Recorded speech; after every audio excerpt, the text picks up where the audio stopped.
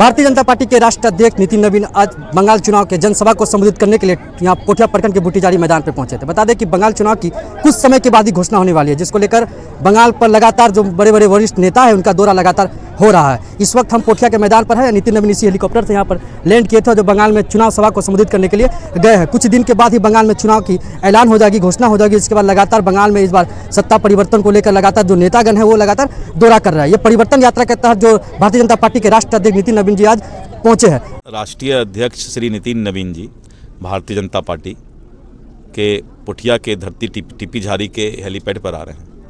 बगल में इस्लामपुर में उनका जनसभा है।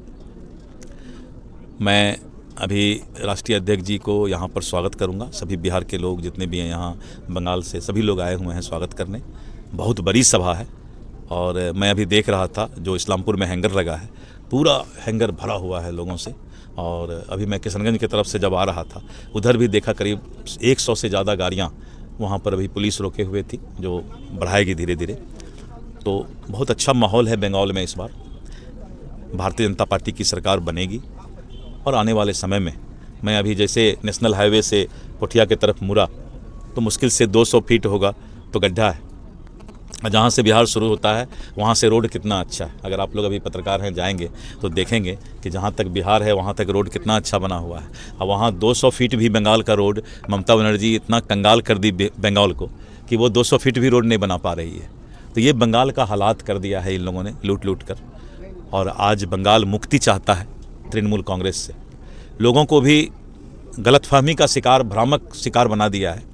लेकिन सच्चाई ये है कि बंगाल के लोग अब ममता बनर्जी से त्राहिमाम कर रहे हैं और आने वाले समय में टीएमसी का धरातल खुट्टा उखड़ जाएगा, ये पूरा विश्वास है। जो गुंडागर्दी चल रही है, टीएमसी जो लूट मचाए हुए है पूरा बंगाल में युवाओं को आज रोजगार नहीं मिल रहा है। बंगाल के अंदर युवा जो है कोई काम नहीं कर पा रहे हैं, कोई नया इंडस्ट्री नहीं आ रहा है। बंगाल के अंदर रोड नहीं अच्छा बन रहा है, चारों तरफ त्राहिमाम है।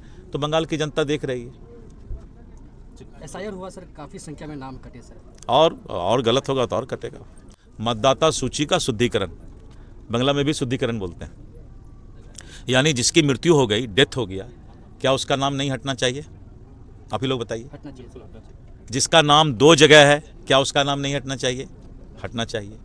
वैसा मतदाता जिसने अपना एड्रेस इस्लामपुर दिया है और जिस वार्ड का दिया है उस वार्ड के लोग बोल रहे हैं कि 10 साल से इसको हमने देखा ही नहीं है, तो उसका नाम हटना चाहिए कि नहीं हटना चाहिए? तो यही तो मतदाता सूची का एसआईआर इसी को कहते हैं। पहले बिहार में भी जब सबसे पहले एसआईआर का शुरुआत बिहार से हुआ चुनाव के पहले, तो बिहार में भी राहुल गांधी, तेजस्वी यादव और इंडी गठबंधन के लोगों ने हाय तौबा मचाया, सुप्रीम कोर्ट गए। लेकिन चुनाव आयोग ने कहा कि एक भी जनमिन मतदाता छूटेगा तो इलेक्शन के 1 दिन पहले तक भी वो मतदाता बनेगा। यानी इतनी बड़ी गारंटी है चुनाव आयोग की। तो गलत लोगों का नाम हटना चाहिए और इस पर हाय तौबा मचाने वाले लोग, जिस तरह बिहार में उनको जो है हालात हुआ, वही तरह बंगाल में भी हालात होने जा रहे हैं। भारत के धरती पर भारत के लोगों का हक है। कोई भी हिंदू, मुस्लिम, सिख, ईसाई कोई भी पसंद नहीं करेगा कि उसका हक दूसरे देश के लोग आकर के और हिस्सा छीनने का काम करें।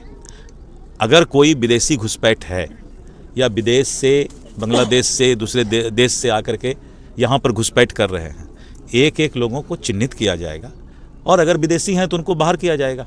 क्योंकि हिंदुस्तान के कोई भी साधन संसाधन पर हिंदुस्तान के लोगों का, भारत के लोगों का हक है, चाहे वो हिंदू हो, चाहे मुस्लिम हो, चाहे सिख हो, ईसाई हो। भारत के संपत्ति पर भारत का हक है। सभा को संबोधित करने क्या कुछ रणनीति है इस बार भारतीय जनता पार्टी का बंगाल में चुनाव? इस बार पश्चिम बंगाल में जिस तरह बिहार में एक तरफा हम लोग का जीत हुआ एनडीए का, और उसी तरह बंगाल में भी सुपरा साफ हो जाएगा ममता दीदी का। और इस बार भारतीय जनता पार्टी पूर्ण बहुमत में बंगाल में सरकार बनाएगी और जो विकास ठप पड़ा हुआ है सालों से, वो विकास में रफ्तार पकड़ेगा।